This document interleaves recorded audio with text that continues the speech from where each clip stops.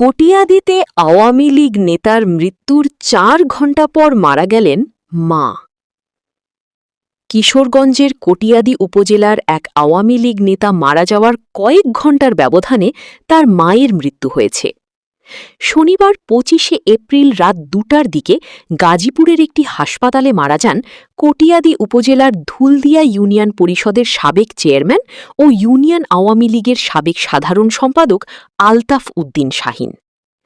বাড়িতে এই খবর পৌঁছনোর ৪ ঘণ্টার মাথায় রোববার ভোর ৬টার দিকে শেষ নিঃশ্বাস ত্যাগ করেন তার মা জুবাইদা মনি। পরিবারের সদস্যদের ধারণা, সন্তানের মৃত্যুর শোক তিনি সহ্য করতে পারেননি। শাহীনের ভাইরা ভাই শাহ আলম জানান, রাজনৈতিক পরিস্থিতির কারণে শাহীন বাড়িতে থাকতেন না, এজন্য তিনি গাজীপুরে বসবাস করতেন। তবে সুযোগ পেলে মাকে দেখতে বাড়িতে আসতেন। শাহীনের প্রতি তার মায়ের গভীর টান ছিল। সেই টান থেকেই ছেলের মৃত্যুর শোক তিনি সহ্য করতে পারেননি। আলতাফ উদ্দিন শাহীন ২০০৯ থেকে ২০১৫ সাল পর্যন্ত সহস্রাম ধুলদিয়া ইউনিয়ন পরিষদ